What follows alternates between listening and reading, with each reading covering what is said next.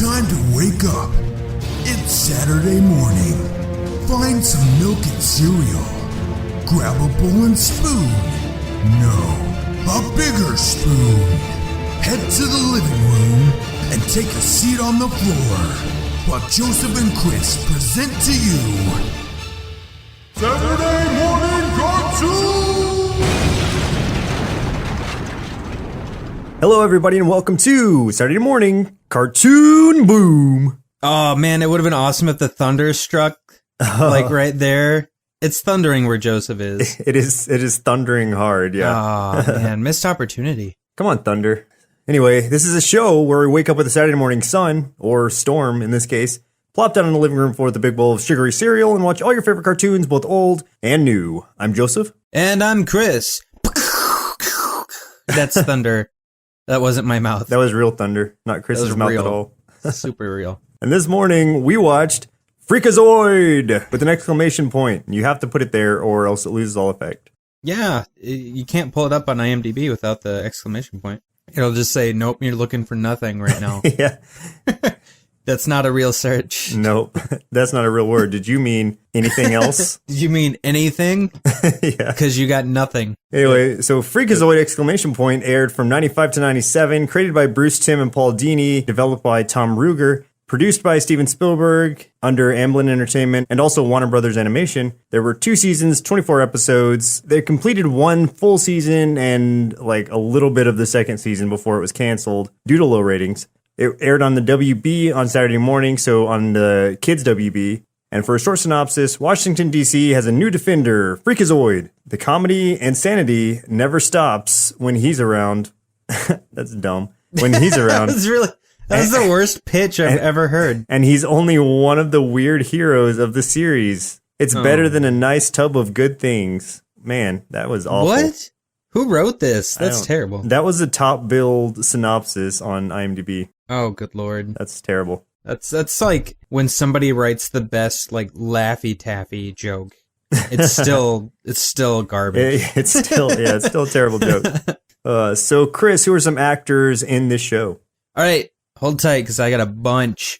There's not like a whole lot of big main characters, but a lot of the tertiary characters are really cool. So, without further ado, Freakazoid was voiced by Paul Rugg, and he really got his start in the WB produced cartoons, and now he's doing a lot of Disney and Nickelodeon stuff, but he really started off with like Animaniacs and this show and Pinky and the Brain. So yeah, he got his start basically here with this show, so that's pretty cool. Freakazoid's alter ego, Dexter Douglas, was voiced by David Kaufman, who often voices Jimmy Olsen in any DC cartoon and Johnny Storm in any Marvel cartoons. And then Dexter's mom, Debbie Douglas, was voiced by Tress MacNeille, which we've talked about her several times in this show before. Very well-known voice actress. His dad, I just put him in just because I want to say his dad's name, because his dad is Douglas,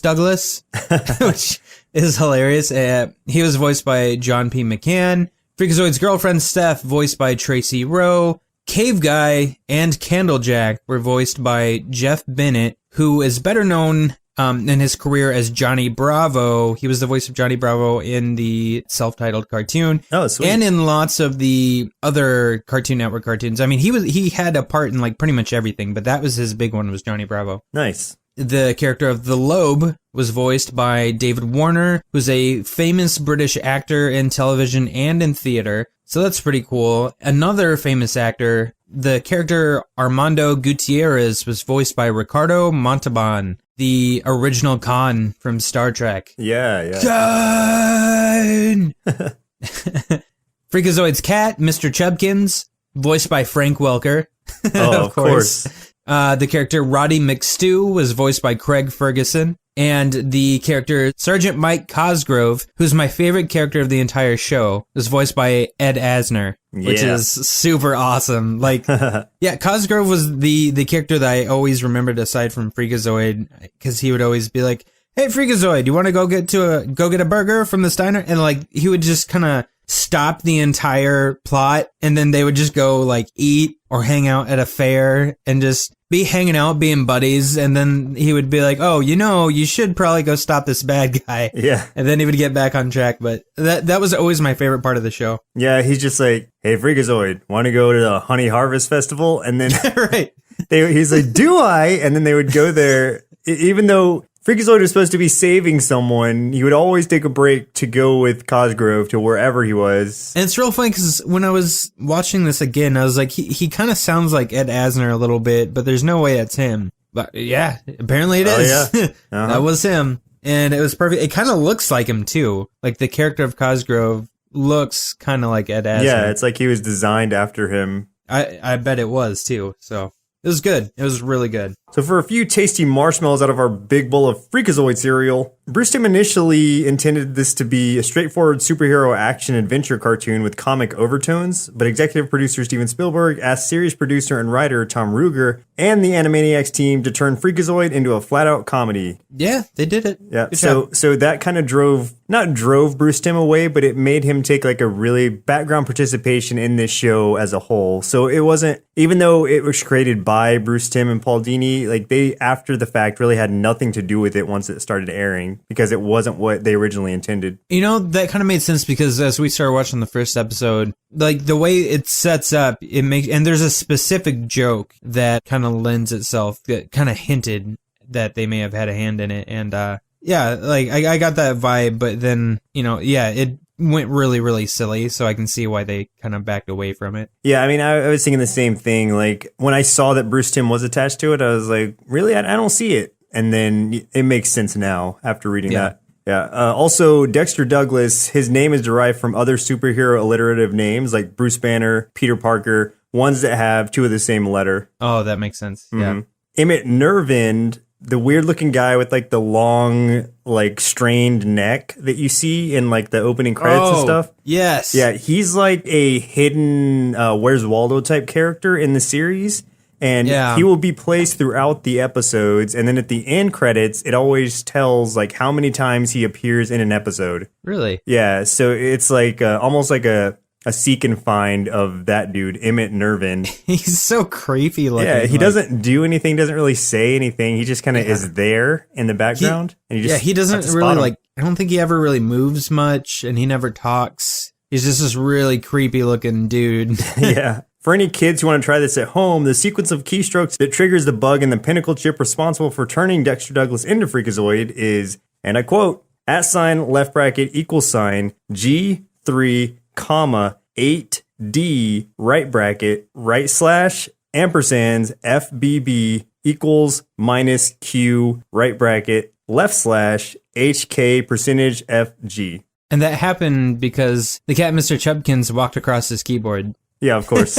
Oh, and then he has to press delete to trigger it, which of course you would do after someone mashes your keys. Yep. Right. For anybody who wants to try it at home, I can't promise it'll work, but there it is. So, Chris, do you have any memories of this show? I'm sure you do. Oh, yeah, I have a lot of memories of this show. I watched this all the time as a kid. This was probably one of my favorite cartoons during that era that it was airing. The Kids WE had a block of just fantastic cartoons. Like this, I mean, they had everything, Animaniacs, and those tie-ins like Pinky and the Brain. Earthworm Jim was another one. There's a whole bunch more, too, that we just, like, I'm not going to get into, but this was, like, almost kind of a golden era. I'm going to say this was, like, the silver age of cartoons for me. The golden age being, like, Transformers, Ninja Turtles stuff, and then this kind of came later, and I loved this stuff, so I was always watching Freakazoid. So, great cartoon. Obviously stuck in my mind because I really wanted to do this one. Yeah,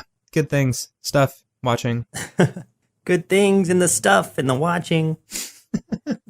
My memories of Freakazoid are really, like, incredibly, very, somewhat vague. I mean, I remember the theme song.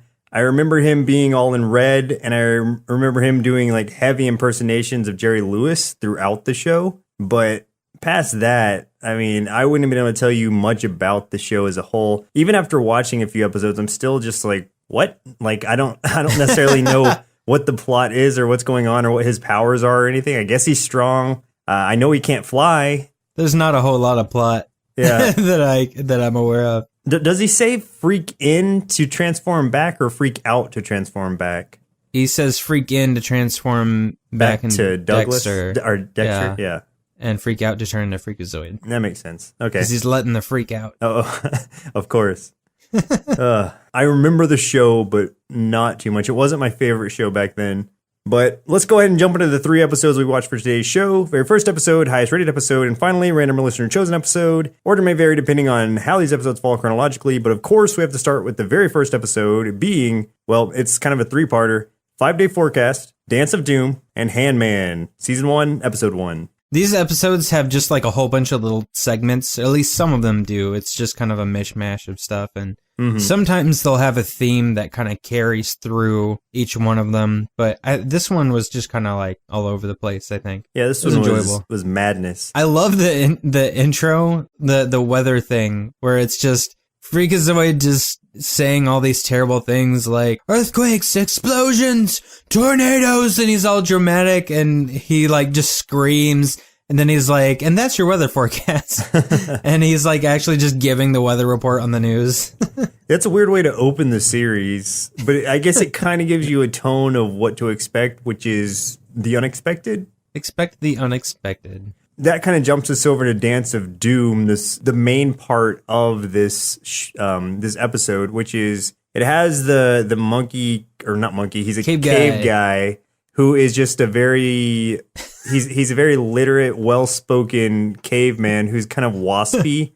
I subscribe to the New Yorker. Yeah, he's like a Thurston Howell from Gilligan's Island, or if you've ever seen Trading Places, he's like the really high-class, ritzy kind of people. I love his character. My favorite gag in this entire first episode, though, is the Batman joke. I love the Batman joke. Because they're talking about Cave Guy, and it shows like the Bruce Tim Paul Dini kind of silhouetted, like really dark Batman, like beating up a crook on top of a roof, and Batman and the crook kind of just look at the camera like, what? And then it cuts to Freakazoid. That was pretty good, yeah. Other than that, I'm trying to think of what Cave Guy actually did. I mean, I think he like robbed a bank or something, and he's on the run. Yeah, he sees that the dance going on at the school, so he decides to go there and take hostages. We get introduced to his parents, which there's some funny kind of gags there. Like his mom is just so cookie cutter, like 1950s, like Leave It to Beaver kind of mom. Oh, we get to see him, like she's like, why aren't you at the dance? And then he has memories of like asking these different girls to the dance. That's right. And the excuses that they make. One of them is like, I would rather be dead. One said that she had to either get her hair done or I don't know, do homework or something. I can't remember. Yeah, but she's like one of those. Yeah, and one of them just had to get something removed. Can't do it, Dex. Got to get something removed. Yeah. So yeah, he's stuck at home, and at this point, I mean, being the first episode, we don't know. I guess the intro tells us kind of how he is turned into Freakazoid, but we don't actually see it happen. Like I didn't weird. know they at do that like point. An origin story later in the series. Yeah, because I didn't know at that point that he actually had the powers until he's like freak out and just does his thing to go stop Cave Guy. For that though, I love because his mom is always talking about making food, which it's kind of a joke that stems from those 1950s TV shows because the women are always just either cleaning or they're making food. Yeah. So his mom was talking about stuff, and then I think his dad said something about pizza rolls, but then he's like, but your mother ate them all. And like, obviously the dad's just super pissed about these pizza rolls because of the scowl he gets on his face and like looks at her. And she's just all smiling and happy. There's like 24 pizza rolls or something. Yeah. Apparently she ate all of them, and he's pissed. You can't just eat one. Come on. He starts going after Cave Guy because he wants to save the school, but he runs into Cosgrove and he's like, hey, you want to go get a mint? So then they go somewhere and, they eat a mint. I guess it's just a mint. I don't know. I'm not sure. Yeah, I don't know. But anyway, then he's like, oh, by the way, Cave Guy's over holding all the students hostage. You should probably get over there. That's right.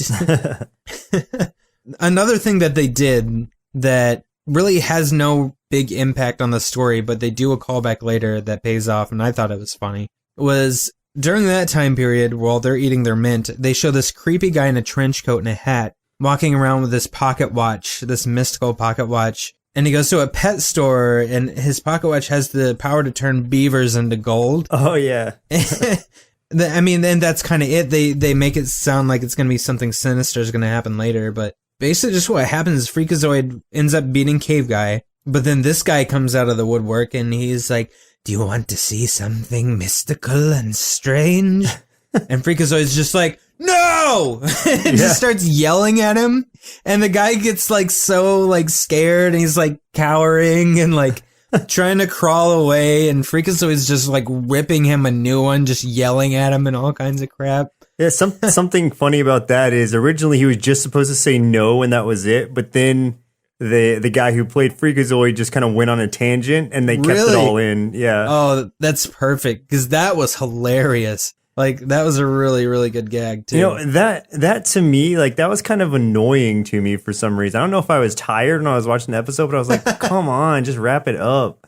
Like, I liked that, but there was other parts of this episode that annoyed me. Like, whenever he did his, like, Jerry Lewis kind of, like, songs and stuff, like, I was getting really annoyed because his voice was just so obnoxious. Which part? I'm trying to remember that It's part. like when he's in the gym fighting Cave Guy, and he's, like, sitting on his head and he's singing something. Oh, yeah. I remember, and I was like, oh, this is awful. Just stop. Yeah. Maybe that's the part I'm thinking of that really annoyed me. It could have been both, though. I don't know. It could have been both. And then after that, they do this little bit where the Animaniacs sing a song called Freakazoid and Friends, which was pretty funny. They mentioned Freakazette. She's never mentioned again or shown in the series, yeah. But it's Freakazoid sung to the Animaniacs tune, basically. So Freakazoid was with the Animaniacs in this cartoon. It was a crossover. This is the first shared universe. The Avengers totally stole it. They must have. They got it from Animaniacs and Freakazoid. Freakazoid did it first. I do like, though, the last bit was a really short one. It was where Freakazoid was fighting the Lobe. The Lobe is supposed to be his arch nemesis, and he's basically just like a scientist with a giant brain for a head. What I love about the Lobe is that he's got a giant brain, and he's seemingly highly intelligent, but he has very low self-esteem. Yeah, he does. Because at one point, Freakazoid, I don't know if it's this episode, but at one point, Freakazoid insults his plan, and that talks him out of it. Like, his feelings are hurt. There's a good joke in there where they were like, Freakazoid was talking about getting his new sidekick or something, which was just he drew a face on his hand and is having his hand talk like a hand puppet. Yeah. And they're talking back and forth, and the Lobe's finally like, oh, just stop. This is stupid. That's just a hand. And just the way he says it, like, just stop. Yeah. Just cracked me up because he was just like so impatient. He's just, no, I can't do this. Yeah, like even he's frustrated with Freakazoid now. I think that's one of Freakazoid's powers is to frustrate the enemy to the point of submission. Absolutely. The main part of this hand man, which is, you know, it's Freakazoid's right hand, but it's also his assistant, his right hand man, his sidekick, that he marries Freakazoid's left hand. Oh God. I don't know what he named the left hand, but it's just something like hand debt or something stupid. Something dumb.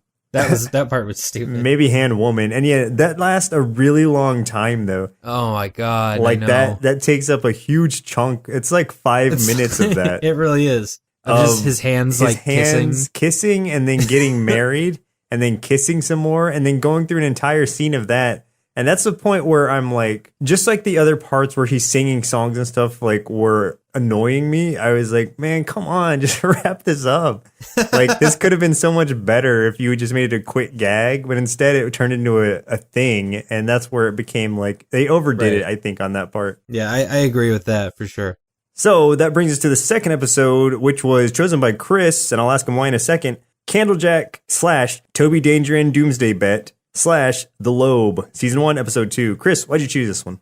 Basically just because Candlejack, I think, is like one of my favorite characters of all time. Like, he just cracks me up, especially because, like, he's only effective if people say his name, and they always say it by accident, and then he just keeps showing up and snatching people. Yeah.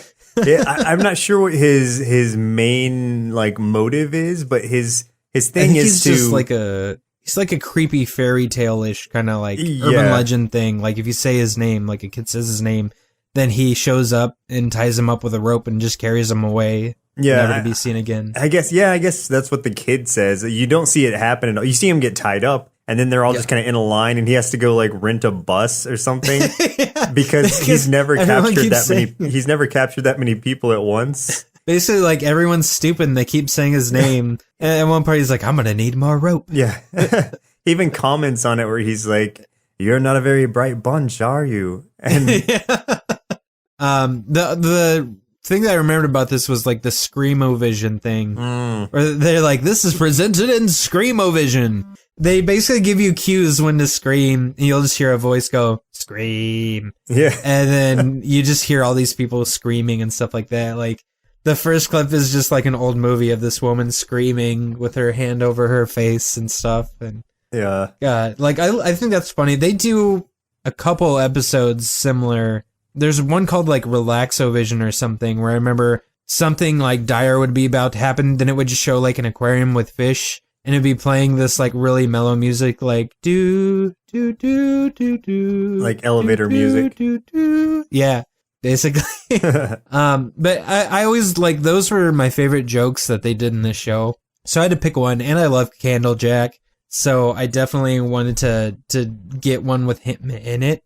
So I obviously picked this one because of that. I like how it starts where they're around the campfire and they're trying to tell scary stories. And the kids are just like, and everything turned to wood. And the kids are like, yeah. And then I like the girl where she's like, the scariest thing in the world is when you reach for something and then it's not there. And they're like, huh? And then she's like, because it got turned into wood. And then they're like, right. And Freakazoid's like, I think the scariest thing that could ever happen is if they gave Sinbad another TV show. And all the kids like scream hysterically and run away, like go hide inside their cabins. Yeah. You see like Freakazoid talk to his girlfriend Steph for a little bit, but then it cuts back into the cabin when they're about to actually start the Candlejack stuff. And I love this little kid because he sounds so sincere, and he's like, you don't believe all that stuff about Sinbad getting another TV show, do you? The other kid's just like, no. Nah. The network has precautions to prevent that sort of thing. That was funny. Yeah, where the first episode was a bunch of really silly stuff. Like, I feel like this episode had a lot of really good jokes in it. Yeah, I agree. It's much more clever. The first episode overdid it a lot for me, but this episode really kind of dialed it down and made the jokes actually stick. Made me laugh a few times, definitely. Right, and then this one was where Cosgrove took him to that fair. Oh, the honey fair. The honey festival or whatever. yeah, honey festival. And they're drinking like some sort of honey drink, and Cosgrove has like this thing on his head with little bee antennas like on springs sticking off his head. But it's really funny because they'll like cut to other people like narrators, or like they have this scientist talking about how preposterous it is that a being called Candlejack could exist and stuff. And every time one of them says the names, Candlejack shows up and they get taken. Yeah. It just keeps happening. What's good about that, what I really appreciated was the fact that they kept that in as part of the continuation of the Candlejack story, because you saw that guy later tied up in the background as part of his group. Right, like at the end of that part of the episode, he's like, that scientist is stuck in there. Yeah, he's still with all there. the kids like in a cage or something. One of Candlejack's weaknesses is he's very attracted to the smell of pie. Yeah, that's true. And that is how he's inevitably captured. Freakazoid builds a trap and puts pie in it. A very poorly built trap, but there is pie, so it works. So it worked, yeah. Yeah, my favorite part of this episode, I think, and maybe the series that I saw as a whole, was this next part, the Toby Danger, which is, it's like this was like a really short segment, but it was in the vein of Johnny Quest, very much Johnny Quest-ish. Yeah. What's great about that is that Toby Danger and Dr. Vernon Danger are played by Scott Minville and Don Messick, respectively, and those characters are spoofs of Johnny Quest and Dr. Benton Quest from Johnny Quest, who were also respectively voiced by Minville and Messick. So they have the original Johnny Quest and Dr. Quest playing these voices, too. That's awesome. I didn't know that. Yeah, that's really cool. Do you remember what the name of the guy is that was supposed to be the spoof of Race Bannon? Yes, I do. It was, I had it. Oh, Dash O'Pepper. Oh, that's right. Dash O'Pepper. He was funny because, like, through the entire bit, he's always throwing barrels at people or, like, robots, and, like, He just always has a barrel for some reason and just throws it. Because Race Bannon is, he's action-oriented. He's the action-oriented guy, but in this case, like, they overdo it with Dasho Pepper, and he's constantly, like, putting his life at risk and jumping out of things and throwing things at people. It kind of reminded me of Venture Brothers in that way, too, because Venture Brothers is also a spoof in the same vein. Mm-hmm. But this, like, predates Venture Brothers by, like, a decade or something, so... Yeah, this was kind of like a predecessor to Venture Brothers in that way. Exactly. And it's so funny. I loved that whole thing. I liked how Toby Danger kept trying to sneak into that nightclub or that casino. Yes. At first he was dressed up like Mr. Peanut. And he's like, no, I am the real Mr. Peanut, I swear. That was good. Basically, so what happens is, I don't even remember exactly how it starts, but aren't they on like a flying city or something? They're like, wow, this new flying city's great or something. And then they're like individually riding on slabs of sidewalk that like fly through the air. Yeah. Yeah. Before that even happens, the way that it sets off is like these guys unleash like a power circuit monster or something by turning the power on too high or something like that. Oh, yeah. It makes some sort of like robot kind of creature thing. Oh, this was done by Dr. Sin, who is the arch enemy of Dr. Toby Danger. Sin. Yeah. They go out and they scope out like the place where the robot came from, and it's all destroyed. And the doctor's like, by my calculations, I think he's going to attack Las Vegas. And they're like, how do you know? And he's like, because it's right there. And they pan over and like Las Vegas is literally right next to where they are. And the monster's just over there already destroying all the hotels. I did like that because that carried on into the next scene too, where he was like, I think they're going to attack this building next. And they're like, how do you know? It's because all the other buildings around are destroyed. Yeah, it's the only one left. Yeah. I like how they go there first and they're going to stop this thing, but first they got to check into their hotel. So they like take all this time to check in, and they're getting their bags up to their room, and Toby's trying to sneak into the casino, the club and all that stuff. Oh my God, it was just hilarious. The scream that they kept doing during this episode was like, "Aye!" Like the crowd kept doing that scream. Yeah. Oh man. At one point, so Dr. Quest is having to sap a lot of electricity to power his machine that is fighting this robot. And so at first it puts out the electricity at the airport, and then it puts out the electricity in this nightclub where this kind of a guy who's like Ray Charles is playing. Oh, yeah. And because he's blind, like the lights going out does not stop his performance at all. He doesn't notice. He just keeps playing. Yeah, and I thought that was kind of a clever little thing that they threw in. They don't mention it at all, and they don't elaborate, but you kind of just pick it up right away, and it's like, oh, that's pretty funny. I think one of the best parts is towards the end where the showdown is finally happening, and Dash is on the top of the robot with Dr. Sin, and the robot's pretty much like shut down. It can't do anything. And Dr. Sin's like all but like given up, and there's kind of a pause, and then Dash just kicks him right in the face and like knocks him off the robot. Yeah. It's like so hard too. They make it look so painful.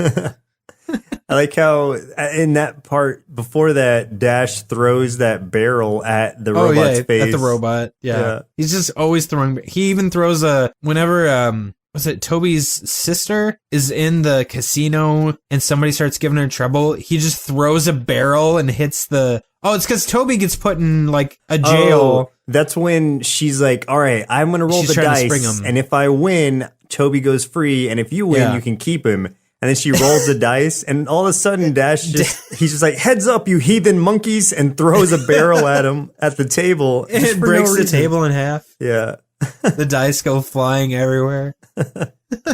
It's just so over the top. It was perfect. This is a show that I wish, it did continue on as Venture Brothers later. Yeah. I mean, not directly, but basically. But that's pretty much where it came from. Yeah, but that is a show that I would love to see more of. Oh, yeah. I think that would be, I love Freakazoid, but I could watch seasons of that.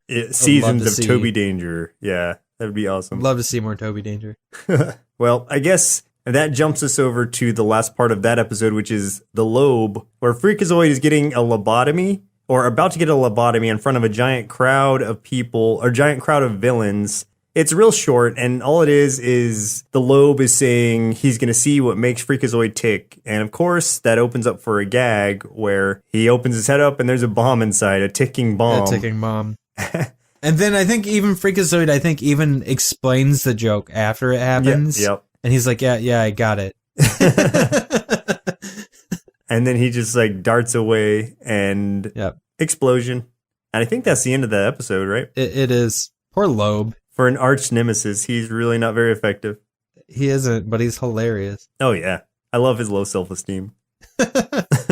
This jumps us over to the last episode that we watched for today's show, The Wrath of Guitierrez, Season 1, Episode 13, which is the highest rated episode, and I think understandably so. But this one was actually a full episode of just this. Like, there were no segments. It was all one portion. Where evil computer genius Armando Guitierrez finds a way into the internet and Freak must defeat his powerful enemy. So basically he becomes like Freakazoid. You know, he becomes all blue, he's got the crazy hair, but it's kind of in reverse. Like he's wearing reversed, like different colors, and his hair is white with a black bolt instead of black with a white bolt. And he's muscular. Yeah, he repeats the keystrokes that I mentioned earlier in the episode. So if you want to become like Guitierrez, insert those and hit delete. Or just have your cat do it. Whatever. Oh, but this episode does start out with a bit before we get into that thing that I thought was really funny. With that villain Deadpan. Oh, it was this, yeah. This woman who can change her face to look like anyone she wants. So she explains...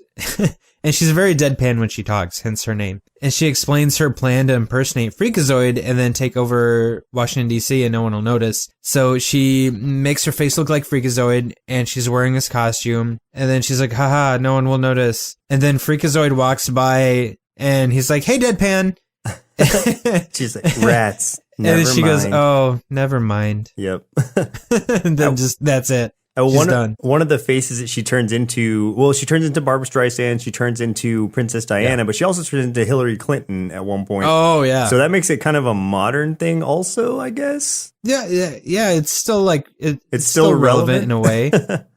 So then we get to the Guitierrez thing. And so Guitierrez is in a prison, but he pretty much is telling the warden to get him the internet so he can play his games and stuff like that. Like, he just demands whatever he wants, and the warden just kind of cows to him.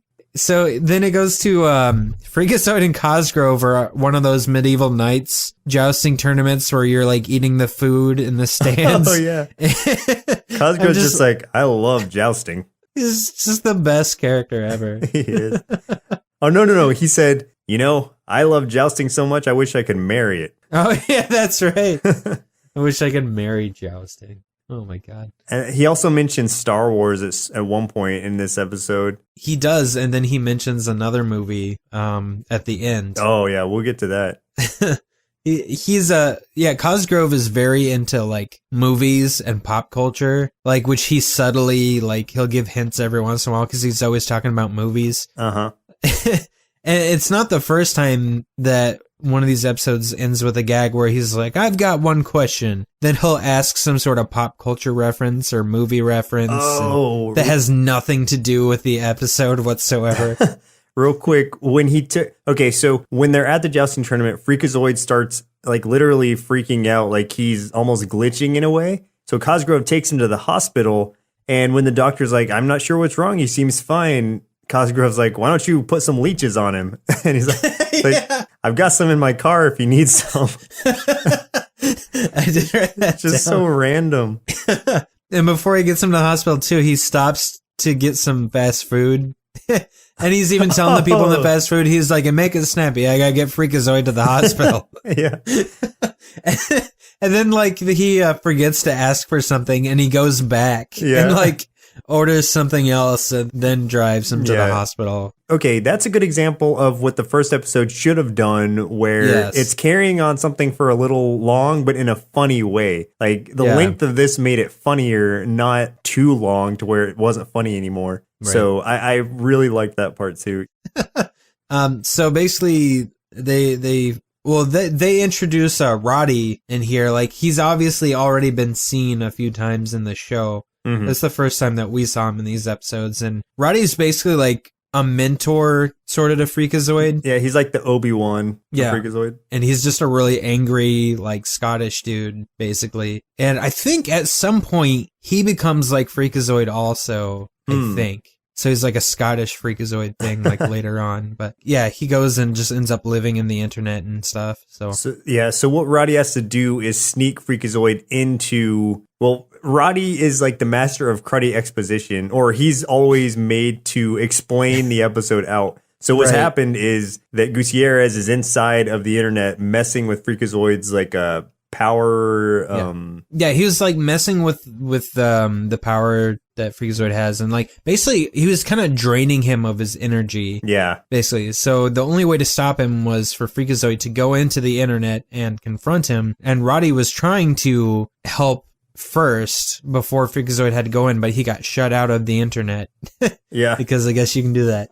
So then he tells Freakazoid, like, that Guitierrez basically sent out an invitation for like a showdown, and that he's the only one that can get in. So he gets Freakazoid into the internet, where he confronts him. And what I like is that when they first go in, they do like this parody of 2001 Space Odyssey, where they're like in that scene in the like house thing, and the guy in the spacesuit's just standing there, and Freakazoid's facing him, and the guy's just breathing.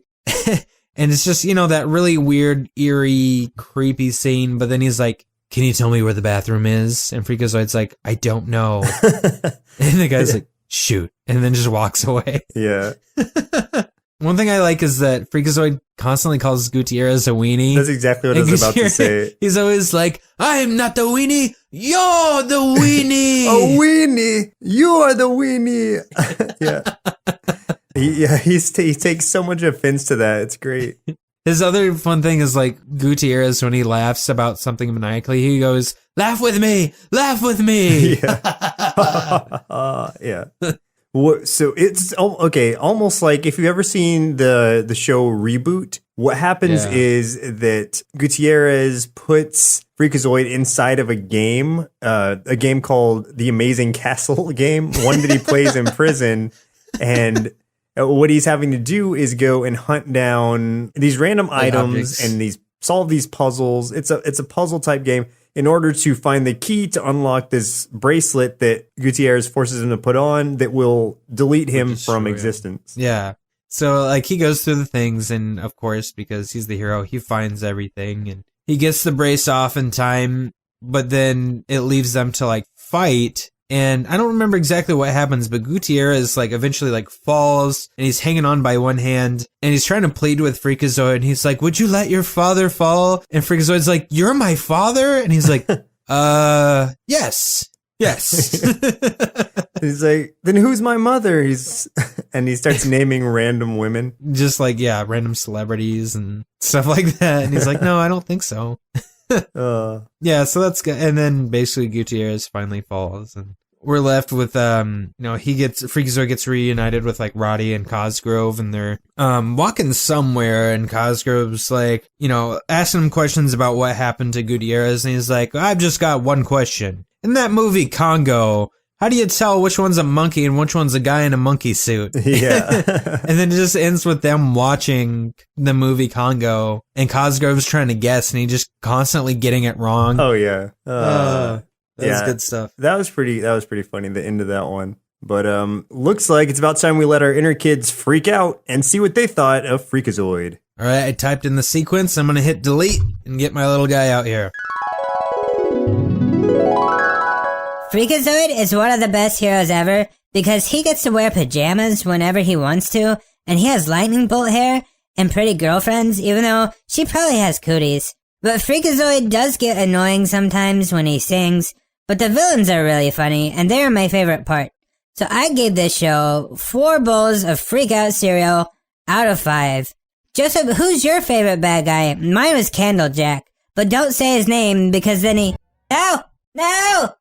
This sucks! He smells like wet hay and cigarettes!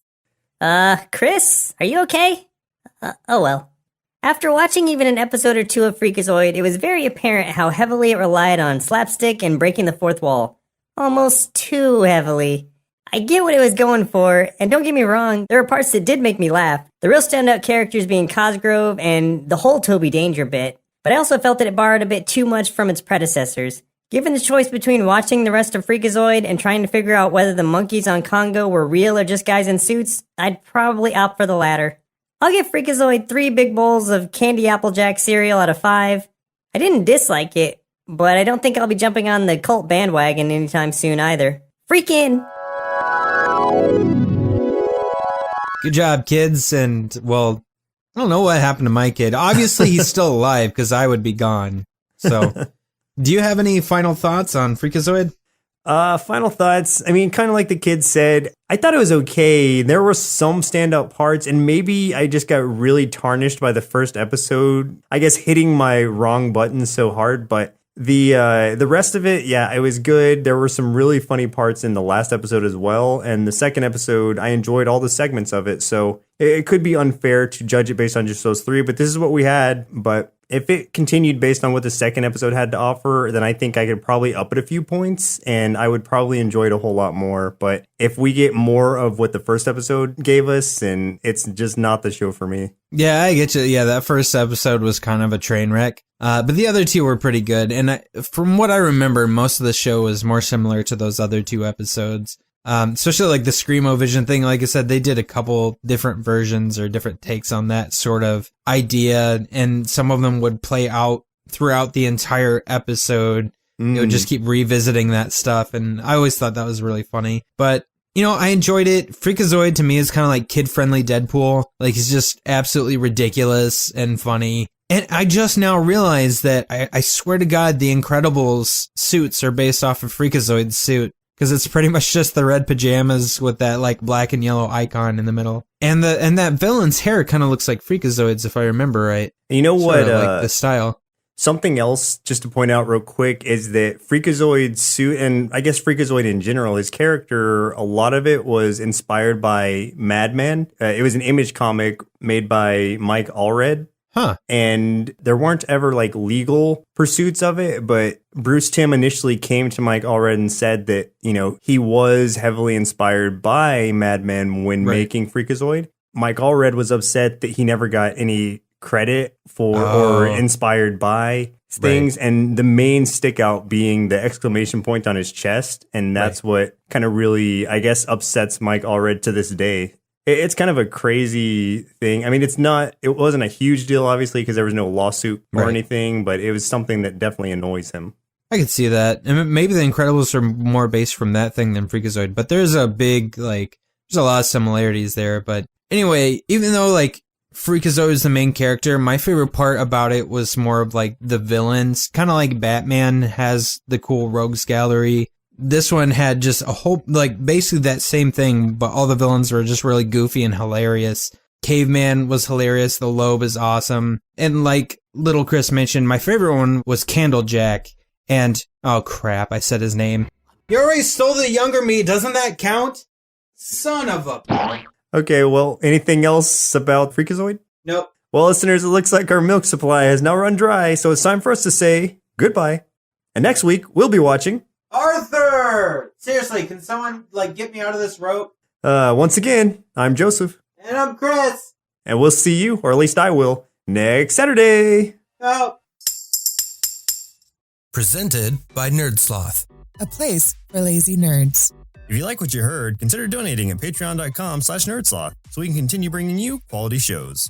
Be sure to also leave us a review and share your favorite episodes and clips on social media. If you're looking for more content, visit us at nerdsloth.com.